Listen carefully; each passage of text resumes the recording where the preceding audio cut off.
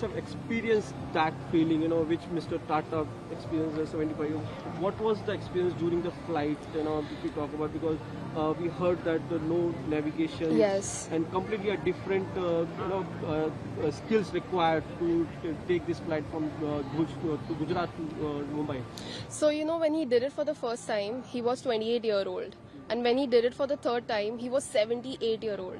And I have no idea how did he make that possible, because it's a very tiring flight to fly without autopilot, to navigate without GPS or any VOR on board. So it was a difficult flight, it was tiring, but after landing and watching everyone so happy and so honored, it was definitely worth it.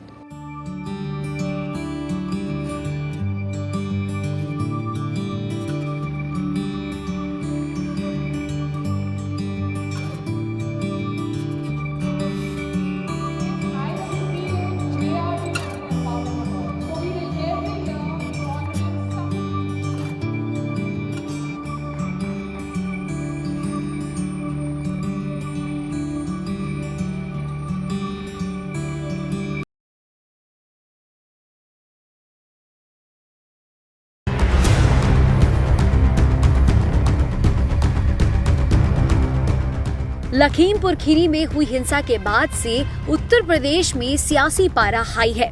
इस बीच Uttar Pradesh BJP अध्यक्ष स्वतंत्र देव सिंह ने कहा है कि लखीमपुर खीरी की घटना का 2022 में होने वाले विधानसभा चुनावों में राज्य के किसी भी हिस्से में बीजेपी की चुनावी संभावनाओं पर कोई असर नहीं पड़ेगा।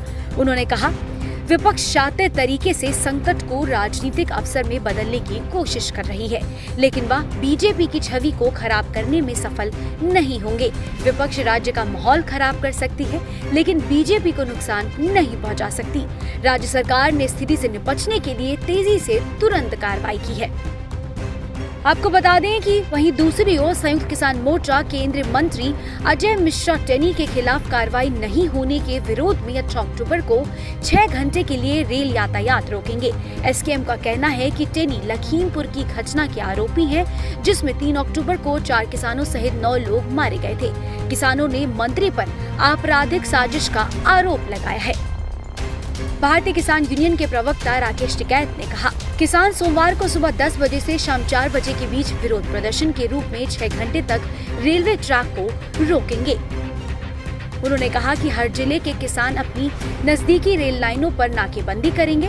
मंत्री पर आपराधिक साजिश का आरोप लगाया गया है, लेकिन उन्हें न तो तलब किया गया है और न ही उन्हें पद छोड़ने के लिए कहा गया है। उनके बेटे को काफी मशक्कत के बाद देरी से गिरफ्तार किया गया था। अगर वह पद पर बने रहते हैं तो हमें न्याय नहीं मिलेगा, इसलिए जब तक उन्हें बर्खास्त नहीं किया जाता, हम अपने रेल रोको कार्यक्रम के साथ आगे बढ़ रहे हैं।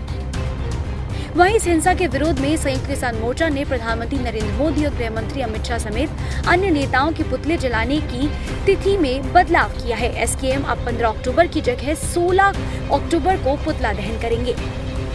भारतीय किसान यूनियन ने अपने आधिकारिक ट्विटर हैंडल से ट्वीट कर कहा कि संयुक्त किसान मोर्चा के फैसले के अनुसार 15 तारीख को होने वाले पुतला दहन कार्यक्रम अब एक दिन बाद 16 को किया जाएगा।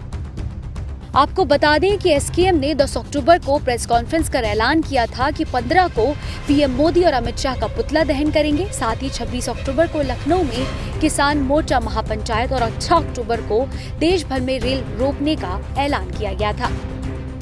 लखीमपुर खीरी कांड की जांच कर रही एसआईटी ने गुरुवार को केंद्रीय मंत्री के बेटे आशीष मिश्रा और उनके दोस्त अंकित दास सहित 4 आरोपियों की मौजूदगी में अपराध स्थल पर जाकर क्राइम सीन रिक्रिएट किया। क्राइम सीन रिक्रिएट प्रक्रिया में आशीष मिश्रा, अंकित दास के अलावा गनमैन लतीफ और ड्राइवर शेखर भारती शामिल रहे।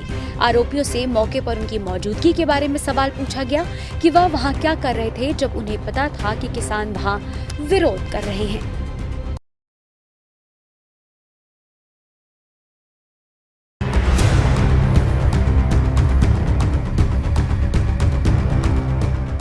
पूर्व प्रधानमंत्री डॉक्टर मनमोहन सिंह अभी भी एम्स अस्पताल में भर्ती हैं, लेकिन एम्स दिल्ली ने जानकारी दी है कि मनमोहन सिंह की हालत अब स्थिर है और उनकी सेहत में सुधार हो रहा है। एक अधिकारी ने बताया कि सिंह की स्वास्थ्य स्थिति में बुखार के कारण हुए संक्रमण से अब सुधार हो रहा है। उन्होंने कहा पूर्व प्रधानमंत्री डॉक्टर मनमोहन सिंह की हालत में अब सुधार हो रहा है। वह कमजोरी को दूर करने के लिए आईवी पर हैं। वे वेंटिलेटर सपोर्ट पर नहीं हैं और उनकी सेहत में धीरे धीरे सुधार हो रहा है। बता दें कि सिंह को बुधवार शाम बुखार और कमजोरी की शिकायत के बाद एम्स में भर्ती कराया गया था। केंद्रीय स्वास्थ्य मंत्री मनसुख मंडाविया ने गुरुवार सुबह उनसे मुलाकात की थी और उनके स्वास्थ्य के बारे में विस्तार से जानकारी ली थी। डॉक्टर नीतीश नायक के मार्गदर्शन में डॉक्टरों की एक टीम पूर्व पीएम का इलाज कर रही है। उन्हें 3 दिन पहले बुखार आया था और एम्स ले जाया गया था। सिंह इस साल अप्रैल में कोरोना पॉजिटिव हो गए थे और उन्हें एम्स में भर्ती भी कराया गया था।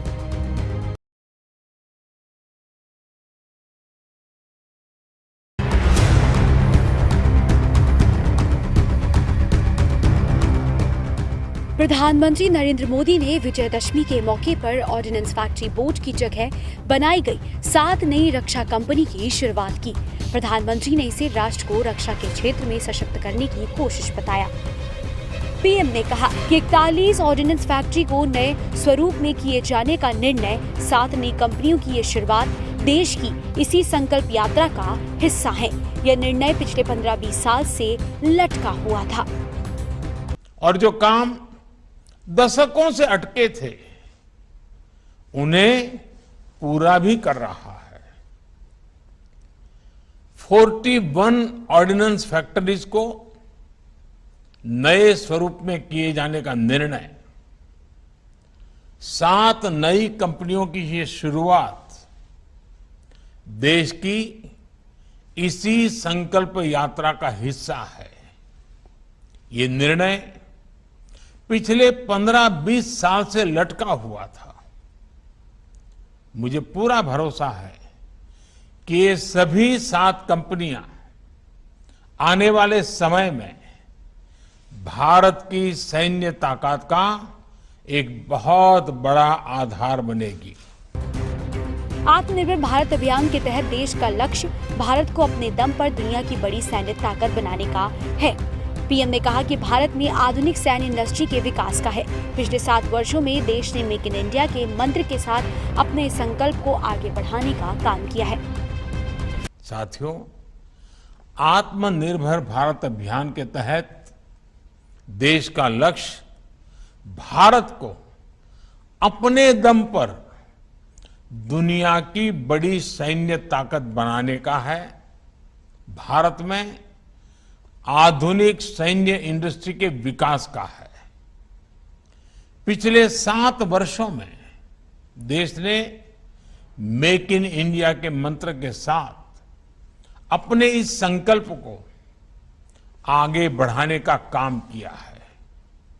आज देश के डिफेंस सेक्टर में जितनी ट्रांसपेरेंसी है, ट्रस्ट है और टेक्नोलॉजी ड्रिवन अप्रोच है, उतनी पहले कभी नहीं थी। 21वीं सदी में कोई देश हो या फिर कोई कंपनी, पीएम ने कहा कि उनकी ग्रोथ, उसकी ब्रांड वैल्यू, उनकी रिसर्च और इनोवेशन से तय होती है।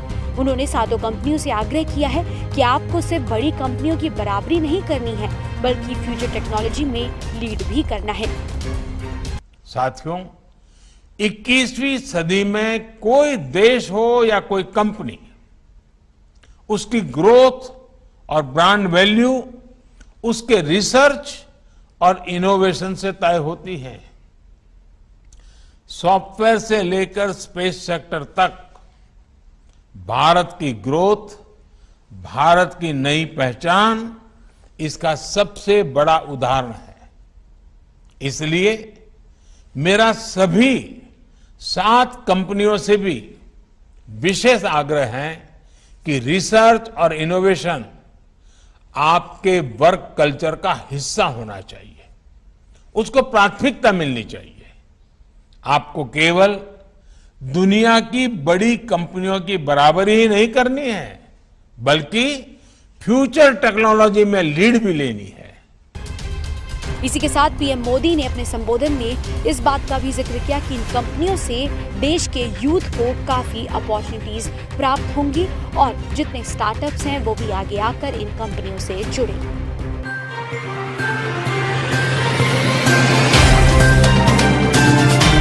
Subscribe now and press the bell icon. Never miss an update.